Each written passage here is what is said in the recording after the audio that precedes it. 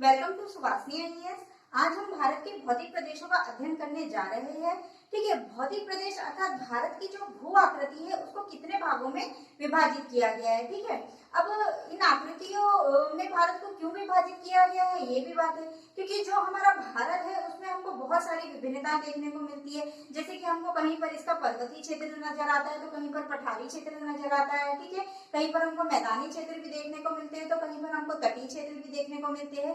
इन्हीं आकृतियों में जो ये विभिन्नताएं हैं इनको ध्यान में रखते हुए हमारे जो भूशास्त्री है उन्होंने इसको 6 भाग में डिवाइड किया है। ठीक है, तो मैप में भी यहाँ आप देख सकते हो, ये मैंने दर्शाया है। तो जो हमारा पहला भाग है, ये वाला जो रेड कलर से आपको दिख रहा है, ठीक है, ये जो हमारा पहला भाग है इसका क्या नामकरण किया गया है? उत्तर तथा उत्तर पूर्वी हिमालय। ठीक है, तो हमारा जो पहला भाग है उसको क्या कहा जाता है? उत्तर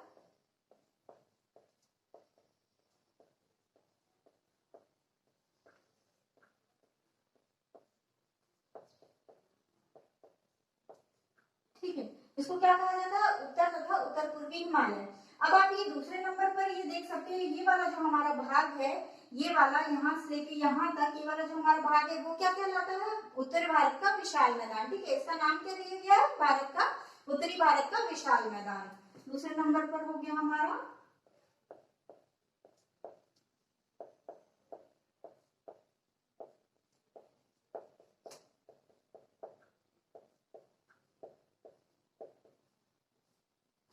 अब आप ये देखिए तीसरे नंबर पर इधर जो दिख रहा है आपको, ये छोटा सा भाग है जो दिख रहा है, ये क्या कहलाता है? हमारा मरुस्थलीय क्षेत्र।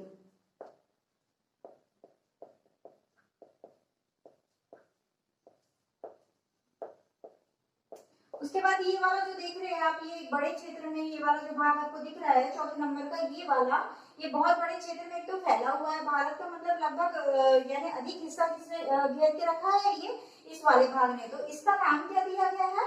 प्रायद्वीपीय पठार।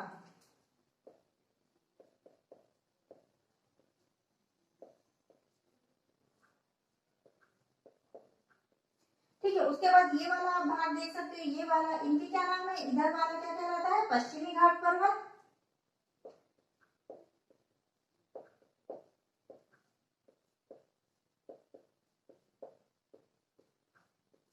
और इधर वाला क्या कहलाता है? ये पूर्वी घाट पर्वत।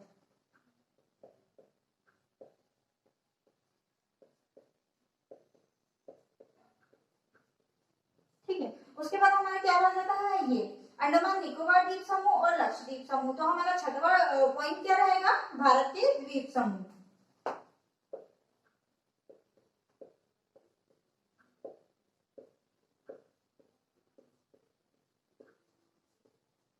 ठीक है, आप ये देख सकते हो भारत को कितने भौतिक प्रदेशों में बांटा गया है? तो भारत को 6 भौतिक प्रदेशों में बांटा गया है। एक उत्तर तथा उत्तर पूर्वी हिमालय, ये वाला भाग। फिर दूसरा है उत्तरी भारत का विशाल मैदान, ये वाला भाग। ठीक है, तीसरा है हमारा मरुस्थलीय क्षेत्र, ये वाला भाग। चौथा हमारा प्रायद्वीपीय पठार, ये वाला भाग। पांचवा हमारा पश्चिमी घाट पर्वत और पूर्वी घाट पर्वत। ठीक है, ये हमारा पश्चिमी घाट पर्वत है, ये हमारा पूर्वी घाट पर्वत है। और छठा हमारा क्या है? भारत के द्वीप समूह, ये अंडमान निकोबार द्वीप समूह और ये लक्षद्वीप समूह। ठीक है, तो ये हमारे 6 इसके पार्ट हो गए। अब हम इसका सबसे पहला वाला पार्ट देखें, उत्तर तथा उत्तर पूर्वी हिमालय। ठीक है, तो यहाँ पर हिमालय पर्वत है, इसका नाम लिरिया, और ये उत्तर की ओर स्थित है, उधर पूर्व की ओर। ठीक है, तो इसका नाम क्या दिया गया है? उत्तर तथा उत्तर पूर्वी हिमालय। ठीक है, अब इसकी उत्पत्ति कैसे हुई, मतलब हिमालय की उत्पत्ति कैसे हुई? तो जो यूरेशिया प्लेट थी और इंडिया प्लेट थी, ठीक है, इसमें ये आपस में टकराई, बीच में था तैतीस सागर, उसमें अवसाद थे। ठीक है, उनमें वलन पड़ने से इसकी उत्पत्ति हुई है। अभी हम इसमें ज्यादा विस्तार से नहीं जाएंगे, जब इसको हम बाद में इसका अध्ययन करेंगे। ठीक है, तो अभी के लिए बस इतना ही है कि जो यूरेशिया प्लेट थी और इंडिया प्लेट थी, इनके आपस में टकराने से तैतीस सागर में वलन पड़ा, जिससे इसकी उत्पत्ति हुई है। ठीक है, अभी मतलब इसका विस्तार कहाँ से कहाँ तक है? तो ये आप देख सकते हो, ये वाला जो हमारा भाग है यहाँ पर क्या है? जम्मू और कश्मीर। ठीक है, ये वाला जो हमारा भाग है यहाँ पर क्या है? अरुणाचल प्रदेश। ठीक है, जो ये उत्तर तथा उत्तर पूर्वी हिमालय है, इसका विस्तार कहाँ से लेकर कहाँ तक है? तो ये जम्मू कश्मीर से लेकर के अरुणाचल प्रदेश तक लगभग कितना? 2500 किलोमीटर। ठीक है, 2500 किलोमीटर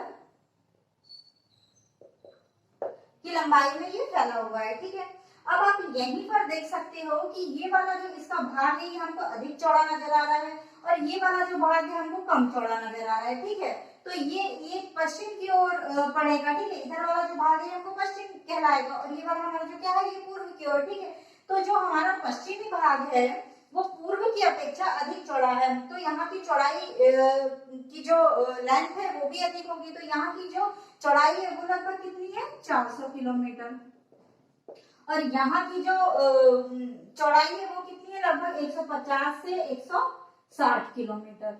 ठीक है, तो ये हो गया हमारा उत्तर तथा उत्तर पूर्वी हिमालय। अब इसका भी जो डिवाइडेशन है, हिमालय अकेला तो नहीं है, उसको भी कई पर्वतीय भागों के आधार पर डिवाइड किया गया है। ठीक है, तो जो हिमालय है उसके जो पर्वतीय क्षेत्र है उनको अब हम देख लेते हैं। ठीक है, तो इसके अंतर्गत क्या क्या है, सबसे पहला आएगा हमारा ट्रांस हिमालय।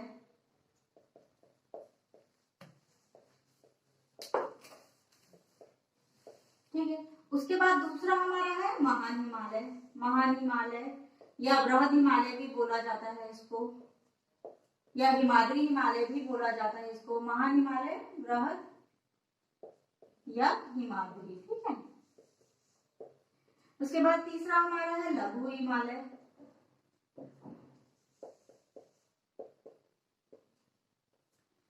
फिर हमारा है शिवालिक हिमालय।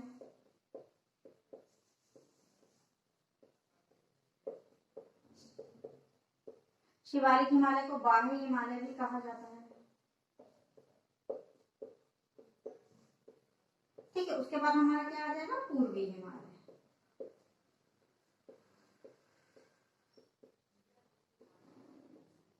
ठीक है, अभी तो हमने देखा कि जो हमारा भारत है उसको 6 भौतिक प्रदेशों में बांटा गया है, जिसमें से हम उसका पहला भौतिक प्रदेश पढ़ रहे हैं उत्तर तथा उत्तर पूर्वी हिमालय। ठीक है, अब जो ये उत्तर तथा उत्तर पूर्वी हिमालय है इसको भी अलग अलग भागों में डिवाइड किया गया है, जैसे कि पहला हमारा ट्रांस हिमालय, दूसरा हमारा महान हिमालय और बृहद हिमालय या हिमाद्री हिमालय। ठीक है, तीसरा हमारा है लघु हिमालय, चौथा हमारा शिवालिक हिमालय या बाह्य हिमालय और पांचवा क्या है पूर्वी हिमालय। ठीक है, अब ये तो हो गए इसके पर्वतीय क्षेत्रों के आधार पर विभाजन, किसका उत्तर तथा उत्तर पूर्वी हिमालय का, ये हो गया हमारा पर्वतीय क्षेत्रों के आधार पर विभाजन। इसके अलावा इसका विभाजन नदी घाटियों के आधार पर भी किया गया है, जिसकी संकल्पना किसने दी थी, जो सिडनी ब्रूडार्ड नामक एक वैज्ञानिक थे, उन्होंने इसकी संकल्पना दी थी। किसके मतलब जो नदी घाटी है उसके आधार पर डिवाइड किसने किया था, तो सिडनी ब्रूडार्ड नामक एक वैज्ञानिक थे, उन्होंने इसको नदी घाटियों के आधार पर विभाजित किया था। ठीक है, तो अब हम उसको भी देख लेते हैं कि नदी घाटियों के आधार पर इसको कितने भागों में विभाजित किया गया है।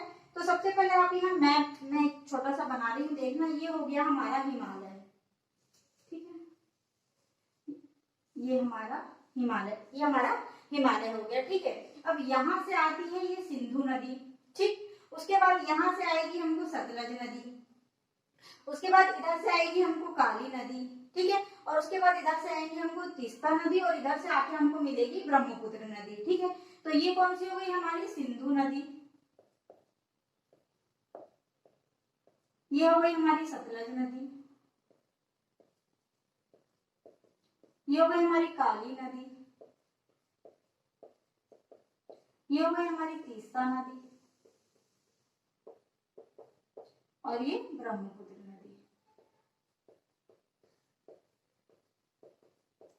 ठीक है, तो जो सिंधु नदी और सतलज नदी के बीच वाला, सिंधु नदी घाटी और सतलज नदी घाटी के बीच वाला जो भाग है उसको क्या कहा जाता है, पंजाब हिमालय। ठीक है, इसका नाम क्या दिया गया है, पंजाब हिमालय।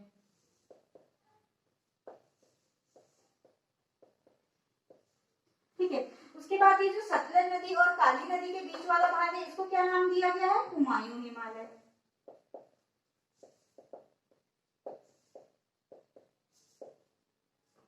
अब काली नदी और तीस्ता नदी के बीच वाला जो भाग है इसको क्या दिया गया है नाम, नेपाल हिमालय।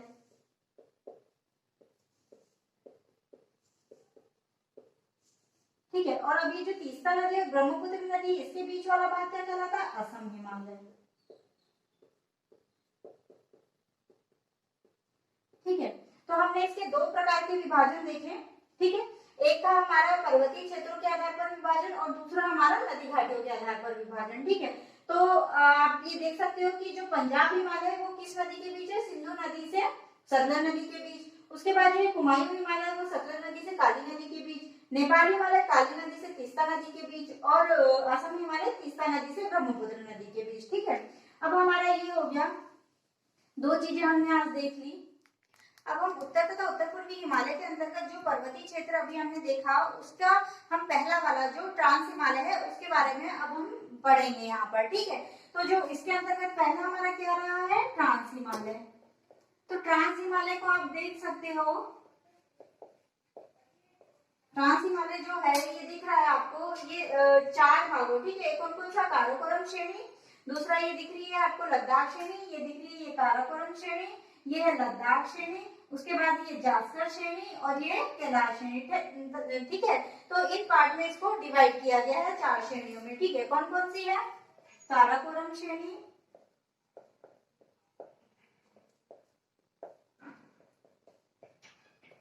लद्दाख श्रेणी,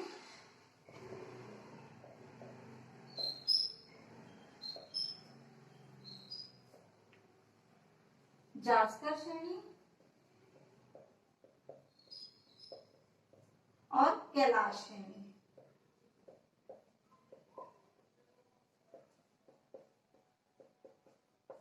अब आप देख सकते हैं जो ये पर्वत आपको दिख रहा होगा, K2 लिखा है गार्डविन आस्ट्रीन। ठीक है, तो ये कहाँ पर स्थित है, काराकोरम श्रेणी में। ठीक है, और इसकी विशेषता क्या है, इसकी विशेषता ये है कि ये भारत का सबसे ऊंचा पर्वत शिखर है। ठीक है, और इसकी ऊंचाई कितनी, तो 8611 मीटर। ठीक है, जो ये K2 गार्डविन आस्ट्रीन है ये भारत का सबसे ऊंचा पर्वत शिखर और विश्व का दूसरा सबसे ऊंचा पर्वत शिखर है। ठीक है, तो ये कहाँ पर स्थित है, काराकोरम श्रेणी में। गार्डविन आस्ट्रीन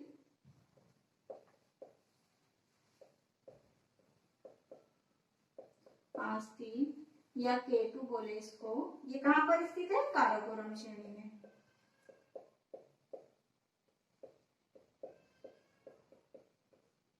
ठीक है, अब यहाँ आगे आप देखो, यहाँ से निकल रही है मानसरोवर झील के पास से कौन निकल रही है, सिंधु नदी। ठीक है, तो ये सिंधु नदी यहाँ से निकल रही है, ये लद्दाख, ये दिख रहा है लद्दाख श्रेणी और ये जास्कर श्रेणी, इसके बीच में बहती हुई ये लद्दाख श्रेणी को यहाँ पर काट रही है। ठीक है, और यहाँ पर जब ये लद्दाख श्रेणी को काट रही है तो यहाँ पर किस गॉर्ज का निर्माण कर रही है, ये गुंजी नामक स्थान का नाम है यहाँ पर, और यहाँ एक गॉर्ज बना रही है, इस कारण इसको क्या बोला गया है, गुंजी गॉर्ज। ठीक है, तो ये सिंधु नदी जो है वो लद्दाख और जास्कर श्रेणी के बीच से बहते हुए लद्दाख श्रेणी को काट कर, ठीक है, किसका निर्माण करती है, गुंजी गॉर्ज का निर्माण करती है। ठीक है, तो इसका क्या हो जाएगा कि जो सिंधु नदी किन दो श्रेणियों के बीच में बहती है, तो लद्दाख और जास्कर श्रेणियों के बीच में बहती है। ठीक है, जो गुंजी गॉर्ज है उसका निर्माण किसके द्वारा होता है, तो सिंधु नदी के द्वारा होता है। कैसे, तो जो लद्दाख श्रेणी है उसको जब ये सिंधु नदी काटती है तो वहां पर क्या होता है, गुंजी गॉर्ज का निर्माण होता है। ठीक है, इधर आगे आप देखोगे तो इधर ये कैलाश श्रेणी पड़ जाएगी,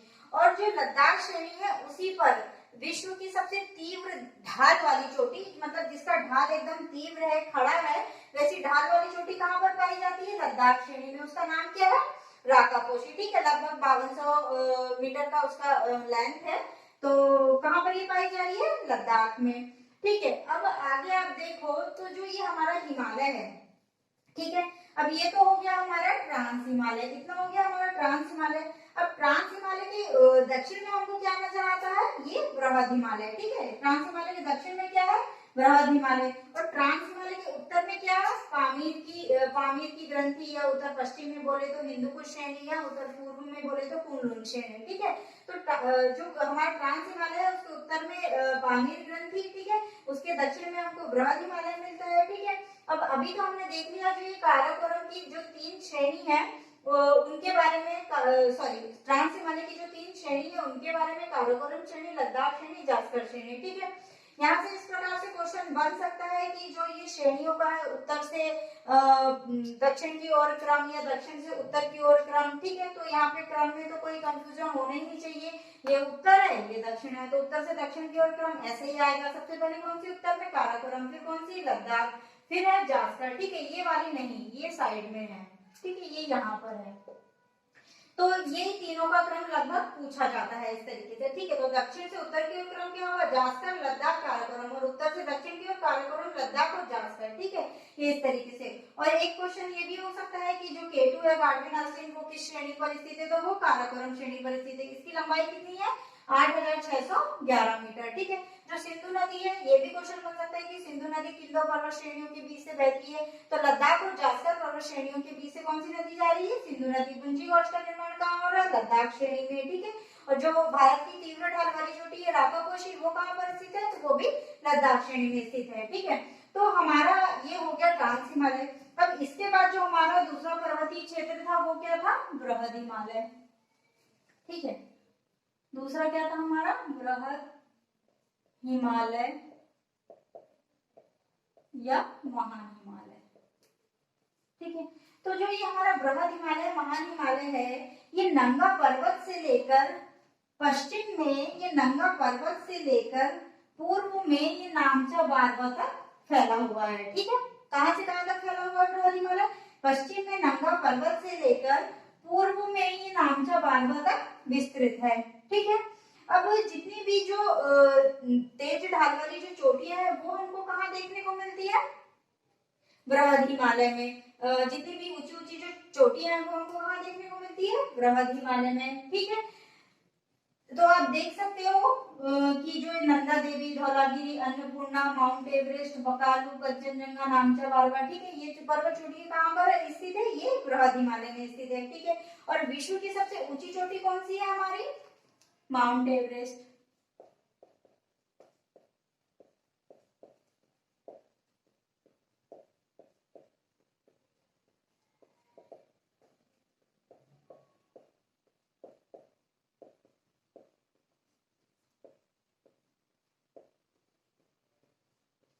ठीक है। विश्व की सबसे ऊंची चोटी कौन सी है, माउंट एवरेस्ट, जो कहां पर स्थित है, नेपाल और तिब्बत की सीमा पर,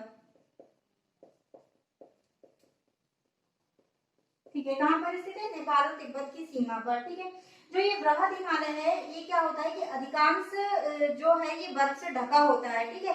इस कारण इसको हिमाद्री हिमालय की भी संज्ञा दी गई है कि इसको बृहद हिमालय को, ठीक है। और जितनी भी ये पर्वत चोटियां हैं जैसे कि नंदा देवी, धौलागिरी, अन्नपूर्णा, ठीक है, जितनी भी ऊंची पर्वत चोटियां वो कहाँ पर स्थित है, बृहद हिमालय में स्थित है, ठीक है। और विश्व की सबसे ऊंची चोटी माउंट एवरेस्ट कहाँ पर स्थित है, वो भी बृहद हिमालय में, कहाँ पर, नेपाल और तिब्बत की सीमा पर स्थित है, ठीक है। अब आगे देखें तो जो भारत में कौन कौन सी चोटियां स्थित है, तो ये आप देख लो, भारत में पाई जाने वाली पर्वत चोटियां,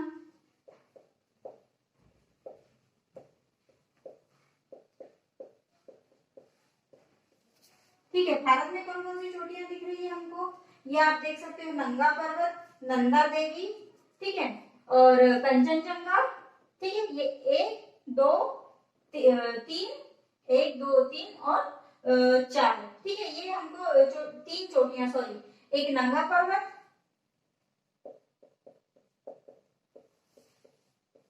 नंदा देवी और कंचनजंगा, ठीक है। तो भारत में कौन सी तीन चोटियां पाई जा रही है, ये तीन चोटियां कहाँ पाई जा रही है, भारत में, लेकिन कहाँ पर है ये, हिमालय में, ठीक है। लेकिन है ये कहाँ पर, स्थिति इनकी किस स्टेट में है, सॉरी किस देश में है, तो भारत देश में है, ठीक है। और भारत की सबसे ऊंची चोटी कौन सी, मतलब हिमालय पर स्थित भारत की सबसे ऊंची चोटी कौन सी कहलाएगी, ये कंचनजंगा कहलाएगी, ठीक है। अब आगे देखते हैं इसमें कि नेपाल में कौन कौन सी चोटियां, यानी बृहद हिमालय में स्थित लेकिन दूसरे देश में, ठीक है। तो मतलब नेपाल में कौन कौन सी चोटियां स्थित है, तो ये आप देख सकते हो, धौलागिरी, अन्नपूर्णा, माउंट एवरेस्ट और मकालू, ये कहां पर स्थित है, नेपाल में, नेपाल में स्थित बृहद हिमालय की चोटियां, है ना।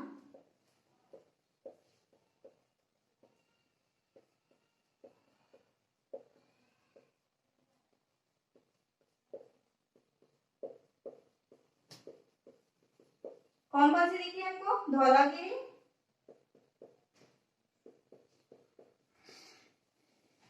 धौलागिरी, अन्नपूर्णा, माउंट एवरेस्ट, मकालू ठीक है। ये बृहद हिमालय में तो स्थित है, लेकिन ये दूसरे देश में स्थित है। ठीक है, तो ये चोटियां कहाँ पर है? नेपाल में। उसके बाद जो नामचो पर्वत है वो कहाँ पर स्थित है? तिब्बत में। ठीक है, अब ये हो गया हमारा बृहद हिमालय। आज हमने जो देखा है वो ट्रांस हिमालय और बृहद हिमालय को देखा है। ठीक है, इसके दो भाग बच जाते हैं, एक लघु हिमालय और शिवालिक हिमालय। ठीक है, इसका जो हम अध्ययन करेंगे वो अगले मतलब अगला जो हमारा वीडियो आएगा उसके अंतर्गत करेंगे। लेकिन एक चीज ये है कि यहाँ से जो है पर्वत श्रेणियां जो है, यहाँ से क्वेश्चन अधिकतर ज्यादा पूछे जाते हैं। अगर कहीं से क्वेश्चन तो वो यहीं से पूछे जाते हैं। इनका क्रम पूछा जाता है, या तो पूछ लेगा उत्तर से दक्षिण की ओर, या पूछ लेगा पश्चिम से पूर्व की ओर। इस तरीके से यहाँ से क्वेश्चन बनते हैं। ठीक है, तो आज के लिए हम इतना ही रखते हैं। ट्रांस हिमालय बहुत अच्छे समझाया, और बृहद हिमालय को बस मैंने अभी इनकी पर्वत श्रेणियों का जो अलग अलग देशों में स्थित है, लेकिन बृहद हिमालय में ही स्थित है, तो इनको अलग अलग टाइप से मैंने डिवाइड कर दिया है। अभी आगे जब हम इसका देखेंगे तो इनके क्रम उत्तर से दक्षिण, पूर्व से पश्चिम, इस तरीके से इनकी जितनी भी पर्वत चोटियां हैं उनके क्रम देखेंगे। इनका जो ये पर्वत श्रेणियां हैं, जैसे कि बृहद हिमालय, लघु हिमालय, यहाँ पर जैसे पीर पंजाल, धौलाधर, इस तरीके से यहाँ पे और भी श्रेणियां आगे पाई जाती है। तो हम जो पढ़ेंगे अभी आगे इसका विस्तार से पढ़ेंगे, तब जाके जो प्रीलिम्स के हिसाब से जो हमारे फैक्ट बनेंगे इसमें, तो उसको हम अगले वीडियो में करेंगे। आज के लिए हम इतना ही रखते हैं। Thank you.